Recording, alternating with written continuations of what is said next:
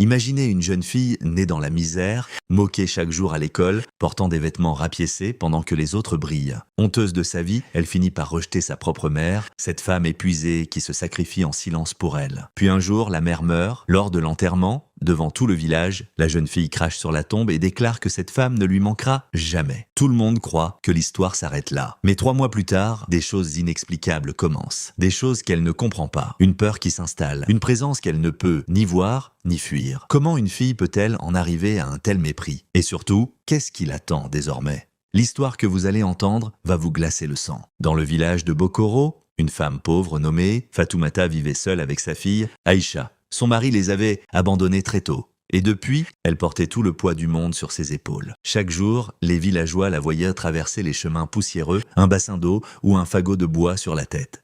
Elle lavait le linge des familles aisées, vendait un peu de farine et de manioc pour survivre. Ses mains calleuses racontaient une vie de souffrance. Mais son cœur restait rempli d'amour pour sa fille.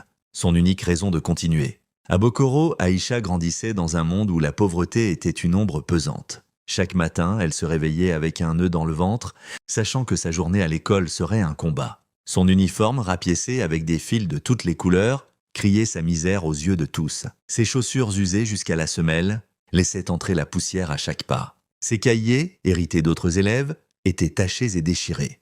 Pendant la récréation, les autres enfants sortèrent leur repas. Du riz parfumé au poulet, des beignets dorés, des fruits juteux.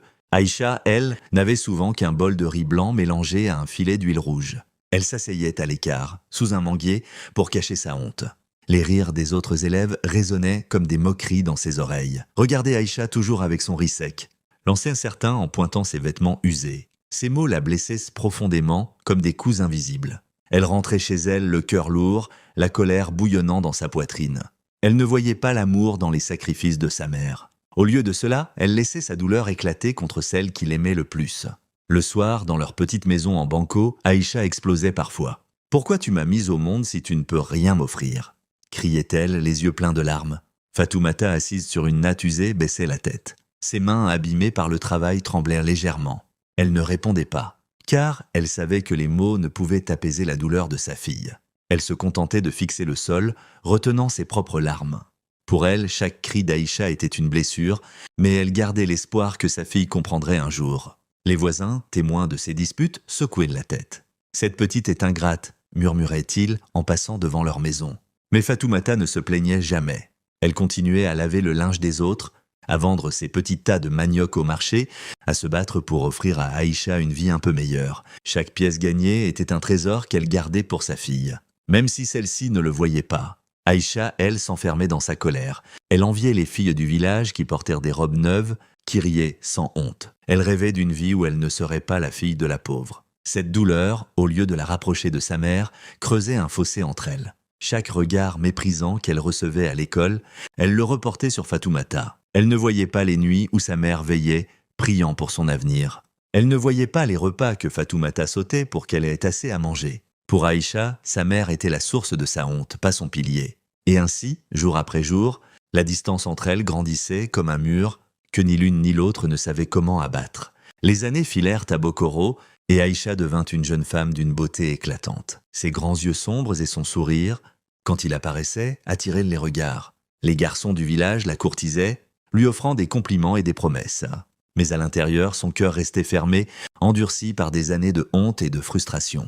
La pauvreté de sa mère était pour elle une chaîne qu'elle voulait briser à tout prix. Chaque regard sur leur maison en banco, avec son toit de tôle rouillé, ravivait sa colère. Elle ne voyait plus en Fatoumata une mère aimante, mais le symbole de tout ce qu'elle détestait, la misère, les moqueries, l'humiliation. Quand Fatoumata rentrait épuisée, les vêtements trempés de sueur après avoir lavé le linge des riches, Aïcha détournait les yeux. Les plats simples que Fatoumata préparait, souvent du thau ou du riz avec une sauce maigre, étaient rejetés avec mépris. « Encore ça? Tu veux que je mange comme une mendiante ?»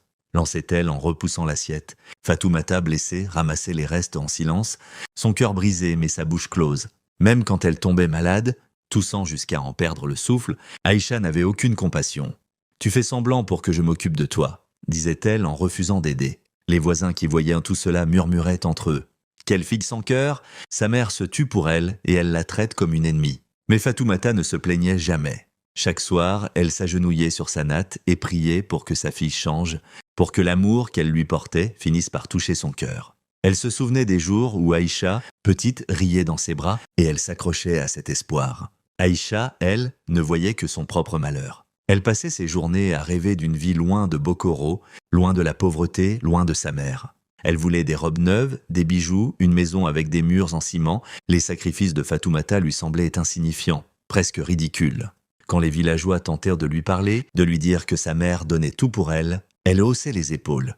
Elle aurait dû travailler plus dur alors, répondait-elle froide. Les années de moquerie à l'école avaient forgé en elle une armure d'arrogance. Elle pensait que rejeter sa mère la rendrait plus forte, plus digne. Mais en réalité, chaque mot dur qu'elle prononçait creusait un vide dans son âme. Les voisins, témoins de ce comportement, s'éloignaient d'elle peu à peu. Ils respectaient Fatoumata pour sa patience, mais Aïcha leur inspirait de la pitié mêlée de méfiance. Une fita qui traite sa mère ainsi n'apportera que des malheurs, disaient certains.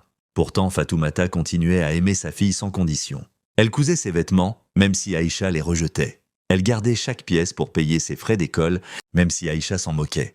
Dans son cœur, elle croyait que l'amour finirait par triompher. Mais Aïcha, aveuglée par sa colère, ne voyait rien de tout cela. Elle marchait dans le village, la tête haute, comme si elle pouvait effacer sa honte en méprisant celle qui l'avait mise au monde. La santé de Fatoumata déclinait à vue d'œil dans le village de Bokoro. Sa toux, d'abord légère, devint un râle constant qui l'épuisait. Ses jambes tremblaient lorsqu'elle portait son bassin d'eau ou son fagot de bois. Parfois, sur le chemin du marché, elle s'arrêtait le souffle court, une main sur la poitrine. Les villageois, inquiets, la regardaient avec compassion. Une voisine, Salamata, lui conseilla d'aller à l'hôpital.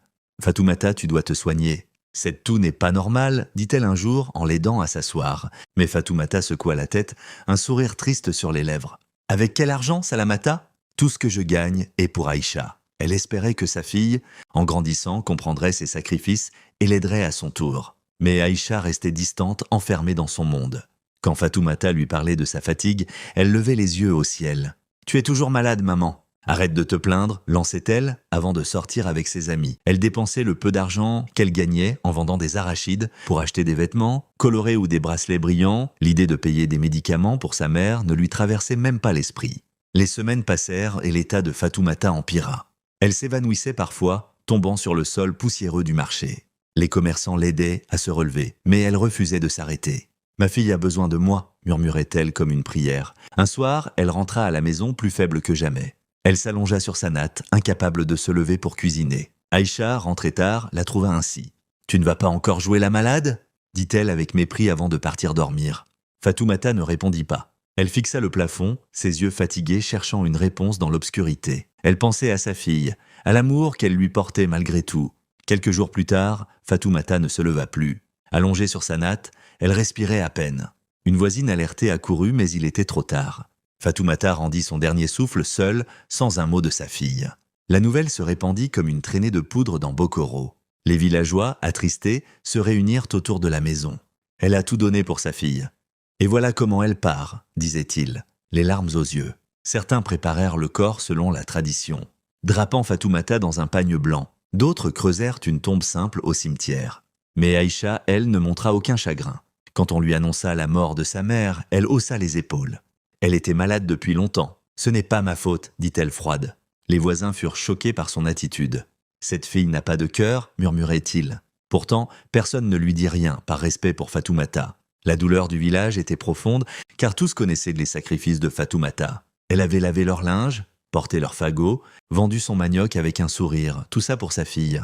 Mais Aïcha, aveuglée par son orgueil, ne voyait pas ce que sa mère avait fait pour elle. La mort de Fatoumata, loin de la réveiller, semblait la libérer. Elle pensait pouvoir avancer sans ce fardeau. Mais le village, lui, n'oublierait jamais. Le jour de l'enterrement de Fatoumata à Bokoro, le ciel était gris, comme s'il partageait la peine du village. Les voisins, vêtus de pagnes sobres, portèrent le corps enveloppé dans un tissu blanc jusqu'au cimetière. Ils chantaient des prières douces, leur voix mêlée de tristesse et de respect pour cette femme qui avait tout donné. Fatoumata, malgré sa pauvreté, était aimée pour son courage et son amour pour sa fille.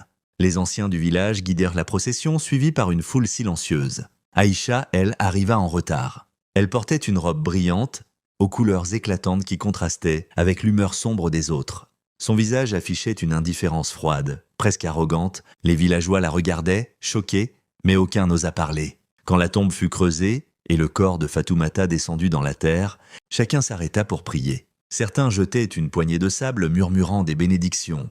Aïcha, elle, restait en retrait, les bras croisés, un soupir agacé sur les lèvres. Puis, elle s'approcha de la tombe fraîchement refermée. Les regards se tournèrent vers elle, espérant un signe de chagrin, une larme, un mot, mais Aïcha, le visage dur, cracha sur la terre. « Tu n'étais qu'un fardeau dans ma vie. Même morte, tu ne me manqueras pas. » lança-t-elle, sa voix tranchante comme un couteau. Un murmure d'horreur parcourut la foule. Les femmes âgées se couvrirent la bouche, les hommes baissèrent les yeux. « Quelle honte !» chuchota une voisine. « Cette fille est maudite », dit un autre en secouant la tête. Les villageois s'éloignèrent, laissant Aïcha seule près de la tombe. Elle tourna les talons, la tête haute, comme si ce geste l'avait libérée. Elle pensait que cracher sur la mémoire de sa mère effacerait des années de honte et de colère. Mais les regards des villageois la suivirent, lourds de jugement. En rentrant chez elle, Aïcha ne ressentait aucun remords. Elle s'imaginait libre, prête à vivre une vie loin de la misère que Fatoumata représentait pour elle. Elle rangea les affaires de sa mère dans un coin, comme on jette de vieux souvenirs inutiles. Elle mit une musique forte pour chasser le silence. Elle était seule dans la maison, croyant que tout était fini. Mais au fond du village, les murmures continuaient. Une fille qui insulte sa mère, même dans la mort, portera un lourd fardeau, disèrent les anciens. Les esprits n'oublient pas, ajoutèrent les femmes en échangeant des regards inquiets. Aïcha, elle, ignorait ces paroles. Elle se voyait déjà ailleurs, loin de Bokoro, loin des regards accusateurs. Elle rêvait de villes brillantes, de vêtements neufs, d'une vie sans le poids du passé, mais quelque chose au fond d'elle commençait à peser. Une sensation étrange comme une ombre qui s'installait. Elle chassa cette pensée, se disant qu'elle était enfin libre. Pourtant, les villageois, en la voyant marcher dans les rues, s'écartèrent légèrement. Ils ne lui parlaient plus comme avant. Même ses amis, autrefois proches, prenaient leur distance. Aïcha haussait les épaules, pensant qu'elle n'avait besoin de personne. Mais dans le silence de la nuit, seule dans la maison vide, elle commençait à entendre le vent murmurer, comme un écho de la voix douce de sa mère. Après l'enterrement, Aïcha tenta de reprendre sa vie à Bokoro. Elle sortait avec ses amis, riait fort au marché, achetait des tissus colorés pour se faire belle. Mais chaque nuit, des rêves étranges venaient troubler son sommeil. Dans ses cauchemars, elle voyait sa mère Fatoumata sortir de sa tombe. Elle portait le même pagne usé qu'elle avait toujours, celui qu'elle nouait pour travailler. Ses pas étaient lents, presque flottants sur le chemin poussiéreux du village. Ses yeux, pleins de larmes, fixaient Aïcha avec une tristesse infinie. « Ma fille, pourquoi m'as-tu méprisée ?» murmurait-elle, sa voix douce mais lourde de douleur. « J'ai donné ma vie pour toi, et tu m'as craché dessus. » Aïcha se réveillait en sursaut, le cœur battant, le corps trempé de sueur. Elle allumait sa lampe à pétrole pour chasser l'obscurité, se disant que ce n'était qu'un rêve. Mais l'image de sa mère restait gravée dans son esprit, comme une ombre qui refusait de partir. La nuit suivante, le cauchemar revenait, plus clair. Fatoumata était plus proche, ses mains tendues vers elle, ses doigts calleux effleurant presque son visage. « Pourquoi, Aïcha ? Pourquoi ?» répétait-elle. Aïcha criait dans son sommeil, se réveillant tremblante. Elle essayait de se convaincre que ce n'était rien, que son imagination lui jouait des tours. Mais les rêves devenaient plus fréquents, plus intenses. Parfois, elle voyait Fatoumata assise sur la natte dans leur maison, la regardant en silence. D'autres fois, elle marchait derrière elle sur les chemins du village, invisible mais présente. Aïcha commença à redouter la nuit. Elle laissait la lampe allumée, mais même la lumière ne chassait pas la peur. Elle se surprenait à vérifier les coins sombres de la maison, à sursauter au moindre bruit. Les villageois remarquèrent son changement. « Elle n'a plus le même éclat », disait-il. Ses amis, autrefois si proches, s'éloignaient peu à peu. « Tu as l'air fatiguée, Aïcha. Qu'est-ce qui ne va pas ?» demandait-elle, mais elle ne disait rien, honteuse d'avouer ses cauchemars. Elle continuait à marcher la tête haute, comme si rien ne la touchait. Mais au fond, elle sentait une présence, comme si l'esprit de Fatoumata veillait sur elle, ou peut-être la jugeait. Les anciens du village, assis sous l'arbre à palabres, parlaient à voix basse. « Quand on rejette ceux qui nous aiment, leurs âmes ne trouvent pas le repos, disait-il. » Aïcha, en entendant ces murmures, haussait les épaules. Elle refusait de croire à ces histoires d'esprit. Pourtant, chaque nuit, la vision de sa mère revenait plus insistante. Une fois dans un rêve, Fatoumata lui tendit un miroir. En regardant son reflet, Aïcha vit ses propres yeux remplis de larmes, comme ceux de sa mère. Elle se réveilla en criant, incapable de comprendre ce que cela signifiait. Elle commença à éviter le cimetière, à contourner les chemins où elle avait vu sa mère marcher. Mais l'ombre de Fatoumata semblait partout, dans le vent qui soufflait, dans le craquement des branches, dans le silence de la maison. Aïcha, autrefois si arrogante, sentait sa force s'effriter. Elle voulait oublier, avancer, mais les rêves ne la laissaient pas en paix. Chaque nuit, La voix de sa mère résonnait « Tu m'as rejeté, mais je t'aimais ». Et chaque matin, Aïcha se réveillait avec un poids plus lourd sur le cœur. Les jours passèrent à Bokoro et la vie d'Aïcha devint un tourbillon d'angoisse. Les cauchemars ne s'arrêtaient pas, mais d'autres phénomènes vinrent s'ajouter. La lampe à pétrole de sa chambre, qu'elle laissait allumée pour chasser ses peurs, s'éteignait sans raison. Elle la rallumait, tremblante, mais parfois la flamme vacillait à nouveau, comme soufflée par un vent invisible. La nuit, des coups résonnaient contre ses fenêtres. Elle se levait, le cœur battant pour vérifier, mais ne voyait rien d'autre que l'obscurité. Une fois, alors qu'elle dormait, elle sentit une main froide effleurer son épaule. Elle se retourna brusquement, criant, mais la pièce était vide. « C'est dans ma tête !» se répétait-elle, essayant de se rassurer. Mais les événements se multipliaient, rendant chaque nuit plus effrayante. Les voisins, qui avaient remarqué son comportement étrange, commençaient à parler. Les esprits de ceux qu'on humilie ne dorment jamais, disaient les anciens assis sous l'arbre à palabres. Fatoumata a tout donné pour sa fille, et elle l'a méprisée. Maintenant, son âme réclame justice. Aïcha, en entendant ces murmures, faisait semblant de ne pas les écouter.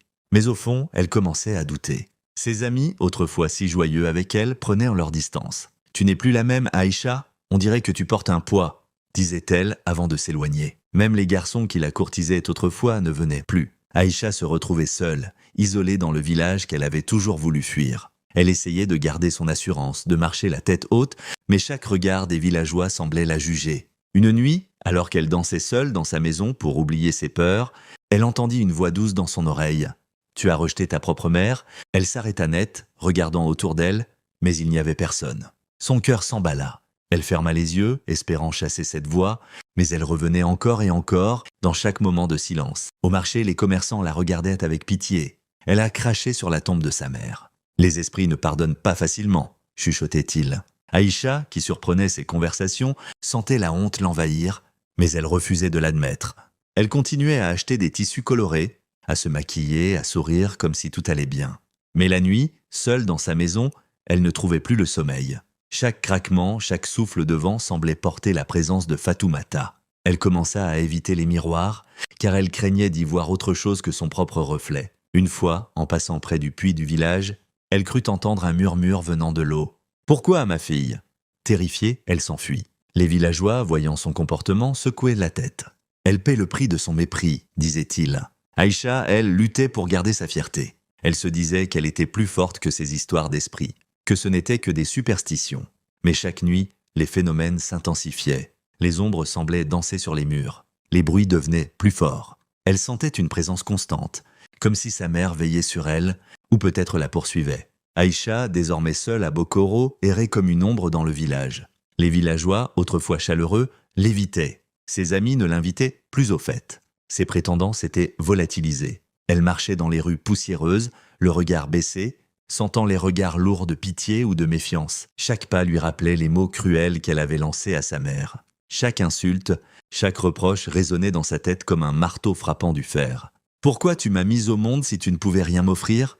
Ces paroles qu'elle avait criées sans réfléchir revenaient à la hanter. Elle revoyait le visage de Fatoumata, ses yeux tristes, ses mains calleuses qui travaillaient sans relâche pour elle. Mais il était trop tard pour revenir en arrière. Une nuit de pleine lune, Aïcha prit une décision. Elle ne pouvait plus supporter le poids de sa culpabilité. Elle enfila un pagne simple et marcha seule vers le cimetière de Bokoro. La lune éclairait le chemin, projetant des ombres longues sur la terre rouge. Le vent, frais et léger, semblait porter une voix douce, celle de sa mère. Aïcha sentit son cœur se serrer, mais elle continua. Arrivée devant la tombe de Fatoumata, elle s'agenouilla, les mains tremblantes. La pierre, simple et usée, semblait la regarder. Pour la première fois depuis des années, Aïcha pleura. Les larmes coulaient sur ses joues, chaudes et lourdes, comme si elle portait tout le poids de ses regrets. « Maman, pardon » murmura-t-elle, la voix brisée. « Je comprends maintenant. J'ai méprisé ton amour. J'ai craché sur ton sacrifice. Tu as tout donné pour moi, et je t'ai rejeté. » Elle posa ses mains sur la terre, espérant un signe, une réponse, mais le vent balaya ses paroles, froid et indifférent, comme si le temps du pardon était passé. Aïcha sanglota, son corps secoué par la douleur. Elle resta là, agenouillée, jusqu'à ce que la lune disparaisse derrière les nuages. En rentrant, elle sentit que quelque chose avait changé en elle. Les cauchemars s'atténuèrent peut-être, mais la paix qu'elle cherchait ne venait pas. Elle essaya de se racheter, aidant les voisines, donnant aux enfants pauvres, Mais chaque geste semblait vide face à la tombe qu'elle avait souillée. Aïcha vécut ainsi entre regret et espoir, cherchant un pardon qu'elle ne recevrait peut-être jamais. Elle apprit à ses dépens que l'amour d'une mère est un trésor rare et que le mépris laisse des blessures éternelles. Le village continua sa vie, mais l'histoire d'Aïcha resta dans les mémoires comme une leçon gravée dans le cœur de Bokoro. Ne rejette jamais ceux qui t'ont tout donné.